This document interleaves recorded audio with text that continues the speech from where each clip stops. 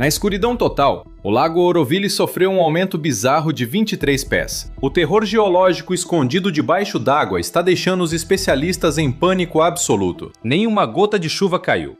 Zero tempestades nas montanhas naquela madrugada. Nenhuma comporta superior foi aberta. Mesmo assim, 7 bilhões de galões jorraram do fundo em apenas 4 horas. Os radares piraram às 2h17 da madrugada e, ao amanhecer, a margem recuou 60 pés. O que realmente aterroriza os especialistas é o seguinte detalhe.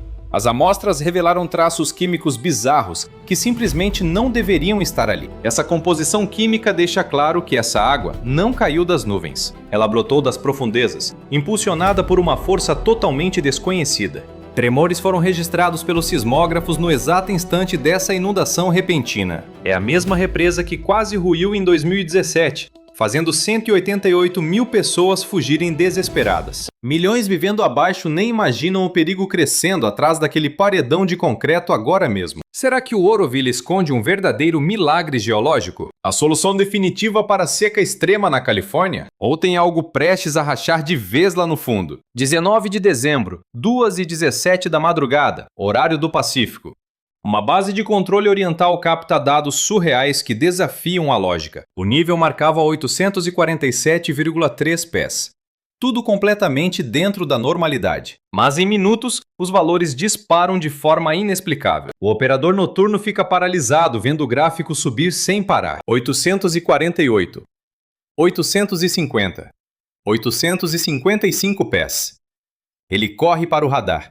Tempo limpo em toda a bacia do rio Feather. Nenhuma gota de chuva. Zero tempestades. Literalmente nenhuma justificativa. Às 6 da matina, a marca atingiu 870,1 pés. Um salto insano de 23 pés. Nenhum veterano dali jamais presenciou um volume tão absurdo em tão pouquíssimo tempo. Dados surreais que simplesmente continuavam aumentando. O pânico tomou conta da base enquanto a equipe checava 3 redes diferentes. O Centro de Processamento da Califórnia confirmou a anomalia bizarra. Sistemas reservas atestaram as informações principais. Até as réguas físicas batiam com o sistema por 2 polegadas. Não era bug tecnológico. A parada era séria.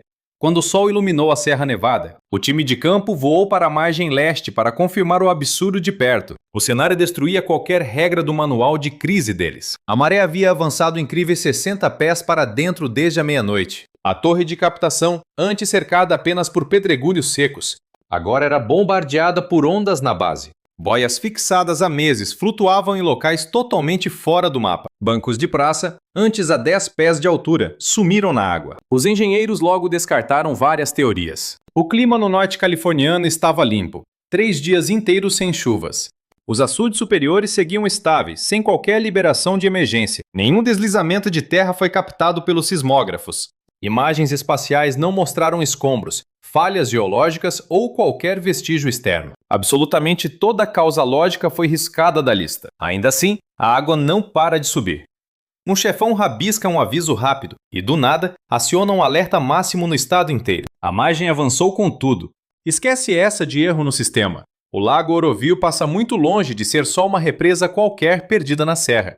Estamos falando da artéria principal de todo o esquema hídrico do estado. Simplesmente a maior rede pública de distribuição de água que existe no planeta. A represa segura 3,5 milhões de acres-pé de água. Tudo isso escorado por um monstro de concreto com 770 pés de altura. Desse ponto único, uma teia gigantesca de canais e tubulações rasga o Vale do Sacramento. E vai descendo sem freio até bater na fronteira com o México. Mais de 27 milhões de californianos dependem da água que cruza essas comportas diariamente para sobreviver. As fazendas espalhadas pelo Vale Central só ganham sua cota de irrigação de um jeito. Tudo depende de qual é a altura da água dentro desse único lago. Se Oroville seca, a produção de alimentos despenca em milhares de milhas quadradas. Se o nível sobe, o agronegócio decola. As vinícolas chiques de Napa e Sonoma, a galera que produz leite no Vale de San Joaquim e aquelas hortas que lotam as prateleiras dos mercados de ponta a ponta, tiram sua água diretamente dessa represa. Cada pé que a água sobe ou desce significa uma variação de milhões de galões na veia, sem falar na absurda montanha de bilhões de dólares girando na economia. As usinas hidrelétricas enfiadas no coração do paredão geram energia suficiente para bancar 800 mil casas. É turbina rodando freneticamente dia e noite. Elas transformam a queda d'água na energia que mantém as luzes acesas, lá da área da Bahia até Los Angeles. Se essas máquinas derem pau, a rede elétrica da Califórnia entra em parafuso para dar conta. E se a barragem inteira for para o espaço, o pesadelo vai muito além do mapa californiano. Trocando em miúdos, o Lago Oroville é o coração pulsante da Califórnia. Qualquer soluço nesse lago e o estado inteiro prende a respiração na hora. Isso não é um probleminha de bairro, não. É o calcanhar de Aquiles para a segurança de água e produção de comida. E também para a geração de energia no estado mais lotado dos Estados Unidos. Os engenheiros comparam a operação de Oroville com andar na corda bamba no escuro total. Um passo em falso, um cálculo errado, uma onda bizarra que detone a infraestrutura. E milhões de pessoas lá embaixo vão encarar uma enchente apocalíptica. Esse mistério que está rolando no lago Oroville não tem só a ver com água. O buraco é mais embaixo. É sobrevivência pura. As cicatrizes de fevereiro de 2017 nunca fecharam direito para quem vive na sombra do lago Oroville. Naquele inverno, rios voadores brutais socaram a represa até o talo. A equipe teve que abrir o vertedouro principal para aliviar a panela de pressão e impedir que a água passasse por cima da barragem. Questão de horas e um desastre colossal começou a rolar ao vivo. Uma cratera gigantesca simplesmente engoliu um pedaço do canal de concreto. Pedregulhos de cimento do tamanho de carros saíram quicando ladeira abaixo. A correnteza rasgou a fenda com tudo, destruindo a terra e uma estrutura que estava lá firme e forte há meio século. No desespero para frear a destruição, a galera desviou o fluxo para o vertedouro de emergência. Um barranco de terra que nunca tinha levado um banho d'água de verdade. O chão de terra virou lama e começou a derreter na mesma hora. Os engenheiros gelaram, vendo a água devorar o terreno de ré em direção ao paredão, quase podando a base de toda a estrutura. Se aquele vertedouro de emergência desabasse de vez, uma muralha de água implacável estava prestes a arrasar o vale lá embaixo. Quando o relógio marcou 4 da tarde no dia 12 de fevereiro, o governo soou o alarme. 188 mil pessoas precisavam abandonar suas casas. Foi a maior fuga em massa provocada por uma represa na história americana. As famílias juntaram o que podiam carregar e bateram em retirada. A rodovia 70 virou um estacionamento gigantesco, com cidades inteiras se esvaziando em meio a um pânico generalizado. No desespero, crianças se perderam dos pais e idosos acabaram largados para trás sem ter como fugir. Em questão de horas, os abrigos de emergência já não davam mais conta de tanta gente, recebendo milhares de desabrigados que traziam apenas a roupa do corpo. O pesadelo só deu trégua quando os engenheiros abriram as comportas e fizeram milagres para consertar a estrutura sob uma pressão absurda. No entanto, o trauma ficou cravado na alma. Para Maria Santos e milhares de vizinhos, ouvir o choro das sirenes às 3 da madrugada ainda é um gatilho para o pânico absoluto. Ela jamais esquecerá a fuga na escuridão ao lado da filha Sofia, sem a menor ideia se o lar delas ainda existiria no dia seguinte. A confiança no governo virou pó naquela noite e nunca mais foi restaurada. Assim, quando os medidores começaram a disparar novamente sem motivo aparente, aquele pavor antigo ressurgiu feito um raio, muito antes que qualquer nota oficial pudesse acalmar os ânimos. Os fantasmas do passado continuam bem vivos para quem mora sob a sombra da represa. O Departamento de Recursos Hídricos acionou os protocolos de emergência antes mesmo do meio-dia. Amostras de água foram enviadas às pressas para análise em um laboratório independente, chegando em recipientes completamente lacrados e rastreados com códigos de barras de segurança rigorosa. A equipe não perdeu tempo, submetendo os frascos a medidores de condutividade e sensores de turbidez de última geração. Logo, as análises químicas começaram a piscar nos monitores, e os valores eram simplesmente absurdos. A concentração de lítio estava 4 vezes mais alta do que se esperaria em um lago comum. A quantidade de boro também disparou para patamares muito fora do normal, batendo exatamente com o perfil de zonas geotérmicas profundas, onde o calor subterrâneo é escaldante. Para piorar, os laudos acusaram a presença de metais de terras raras na mistura. A perícia concluiu que aquele líquido estava em contato com a rocha matriz, bem no fundo da Terra, por dezenas de anos, se não mais. A química da água estava revelando um mistério que os medidores da superfície eram incapazes de decifrar. Uma segunda rodada de exames mirou pesado na análise de isótopos, buscando rastrear as impressões digitais moleculares do próprio líquido. A proporção de isótopos de oxigênio não batia em nada com o padrão de chuvas da cordilheira de Sierra Nevada. O arranjo dos minerais apontava para formações rochosas muito específicas, características que só surgem sob pressão e calor brutais, num ambiente infernal a quilômetros de profundidade.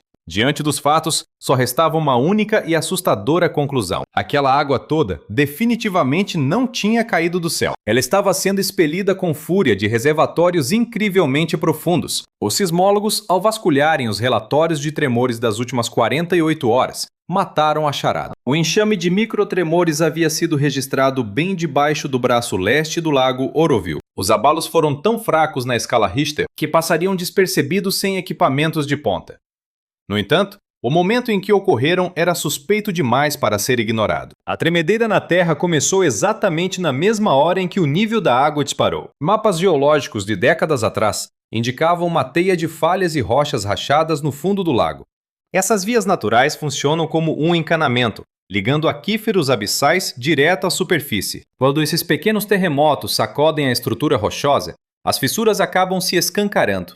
Se a pressão guardada nesses bolsões subterrâneos for mais forte que o peso da água no fundo do lago, a água ganha uma força absurda e jorra por esses novos canais recém-abertos. Basta que esses caminhos alarguem meros milímetros para liberar o fluxo brutal de bilhões de litros. Porém, as dúvidas mais críticas continuavam pairando no ar. Por onde essa água toda está invadindo o lago? E até quando essa enxurrada vai durar? Será que isso tem ligação com algum aquífero colossal que nenhum geólogo conseguiu mapear até hoje? A ciência não tem visão de raio-x para enxergar através de rocha maciça. Os caras só conseguem avaliar o que brota na superfície e tentar adivinhar os mistérios lá do fundo. Nas entranhas de qualquer barragem de terra, um perigo invisível pode nascer do nada. A galera da engenharia chama isso de erosão interna. A umidade acha uma fresta microscópica no solo ou no concreto e começa a arrastar grãos minúsculos de sedimento. Com o passar do tempo, esse buraco vai se expandindo de fininho. Quando o estrago finalmente dá as caras do lado de fora, a tragédia por dentro já virou um caminho sem volta. É uma parada que rola totalmente no escuro, fora do alcance de qualquer olhar humano. E o processo não para até que a estrutura inteira atinja o limite de ruptura. A equipe de segurança da represa de Oroville deu de cara com sinais aterrorizantes durante a vistoria de emergência. Uma água completamente barrenta começou a vazar pelo sistema de drenagem dos alicerces da obra. Essa cor turva era a prova viva de que a terra estava sendo arrastada por dutos que deveriam estar limpinhos. Os sensores de pressão, enterrados nas profundezas do paredão, começaram a apitar. Os números estavam completamente fora da casinha, ignorando qualquer padrão operacional. Alguns equipamentos registraram picos que ninguém via desde o pesadelo de fevereiro de 2017. O momento exato em que isso rolou foi perfeito demais para a galera engolir como uma simples coincidência. Especialistas em colapsos de represas conhecem esse roteiro macabro de trás para frente. A barragem de Teton, em Idaho, foi para o chão em 1976, justo quando a erosão cavou um buraco no núcleo de terra. Lá na Itália, mais de 2.000 pessoas perderam a vida num piscar de olhos. Tudo porque as autoridades fecharam os olhos para os primeiros avisos de falha estrutural. No Uzbequistão, um paredão cedeu em 2020 pelo mesmíssimo motivo. Em todos esses desastres, a bomba avisou que ia estourar muito antes. A enrolação dos engravatados em agir fez com que a atual crise exigisse uma auditoria totalmente independente. Foi aí que uma engenheira de fora entrou na jogada, sem nenhum rabo preso com o Departamento de Recursos Hídricos. Ela não sofria qualquer pressão lá de cima para passar pano para o perigo iminente. Logo de cara, a especialista mandou instalar sensores hidroacústicos de altíssima frequência. Esses aparelhos usavam ondas sonoras para desenhar mapas tridimensionais da dança da água debaixo da terra. Transdutores supersensíveis foram espalhados pela muralha de concreto e cravados nos alicerces profundos de terra.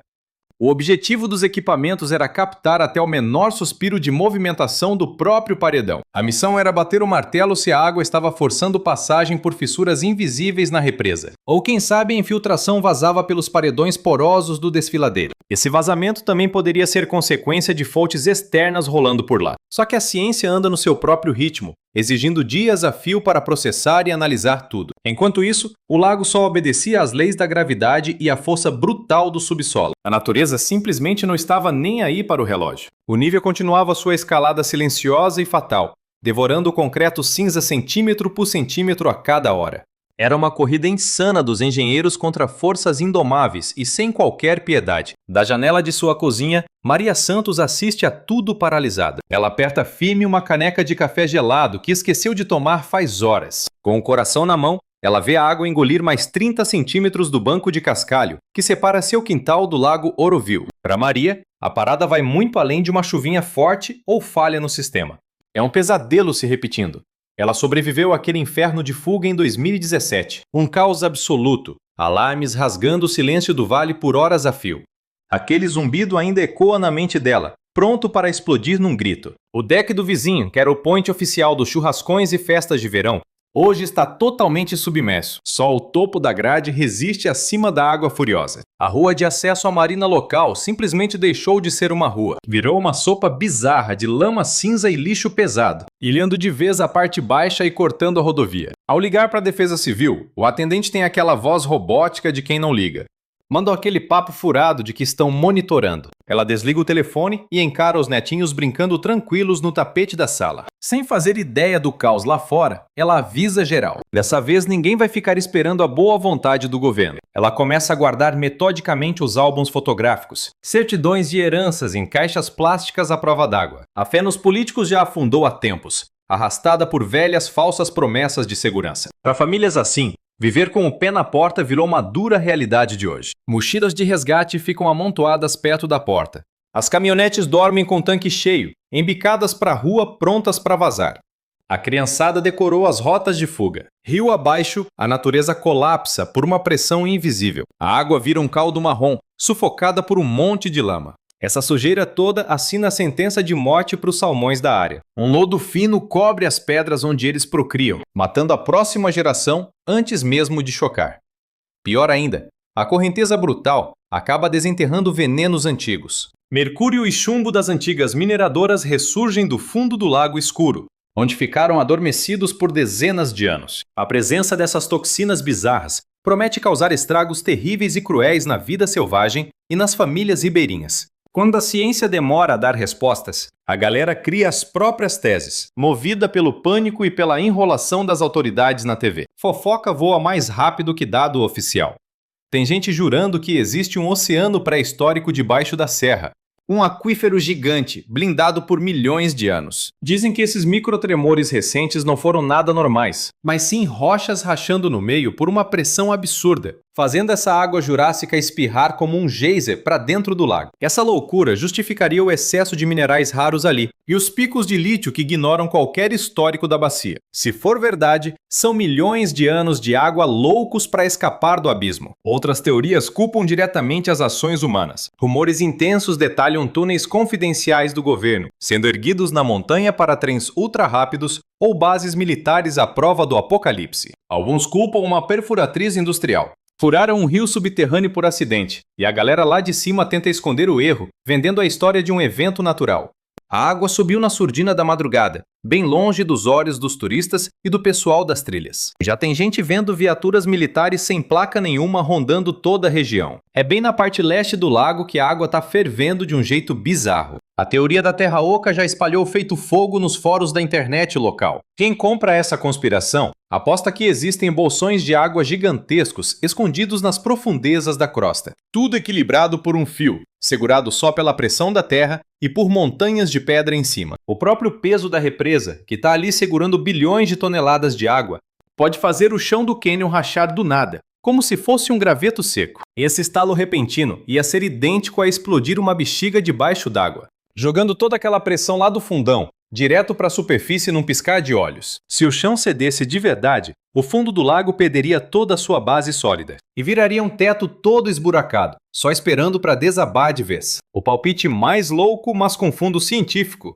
diz que tem um duto vulcânico acordando embaixo de Oroville. As amostras de água estão com a temperatura lá em cima, sinal de que o caldeirão já ferve no escuro. Se tem magma subindo das profundezas, isso aí funciona exatamente como um pistão gigante, empurrando rios pré-históricos pelas rachaduras da terra direto para dentro da represa. Como as autoridades se fazem de cegas, um silêncio muito tenso toma conta dos papos, da mesa do café da esquina até as salas da Defesa Civil. Esse silêncio cria o pânico, e o pânico gera as teorias mais insanas a cada minuto. Quando o sol cai em Oroville, desenhando sombras compridas na água, o nível já sobe mais 15 centímetros. Não bate um pingo de vento, mas o lago continua num rebuliço assustador, borbulhando com marolas brancas, como se um monstro colossal tivesse respirando ali embaixo. O concreto do paredão começou a cantar. Os engenheiros captaram um zumbido estridente e sinistro. É aquele barulhinho que eles geralmente culpam por microfissuras surgindo lá no miolo da estrutura. Mas esse som tem outra pegada. Parece uma melodia com um ritmo cravado. Lembra muito um coração batendo forte, cruzando 770 pés de puro concreto e aço. 7 bilhões de galões de um enigma pré-histórico agora fazem uma pressão absurda na barragem. Levantada há 50 anos, usando a matemática de um mundo que a gente jurava que entendia. Quem desenhou essa obra nunca sonhou que a água iria jorrar do chão com essa fúria. Os caras calcularam tudo para chuvas fortes, neve derretendo e tempestades castigando lá em cima. Passou longe da cabeça deles que o próprio planeta viraria o nosso maior inimigo. Os manuais de engenharia simplesmente não prevêem uma bronca dessas. Ninguém sabe o que rola quando um aquífero resolve cuspir tudo no lago artificial a centenas de pés acima. E aí a grande dúvida que não quer calar entra em cena. Será que isso é um milagre da natureza para zerar de vez a seca na Califórnia? Ou o lago de Oroville está em cima de uma bomba relógio, prestes a rachar o mundo no meio? E o pior é que isso rola justo quando a gente jura que está com tudo sob controle. O lago já deu a letra que tem algo podre. O concreto está literalmente cantando por socorro. O grande lance não é nem saber se a gente vai dar ouvidos para isso. A parada agora é descobrir se vamos prestar atenção antes que seja tarde demais.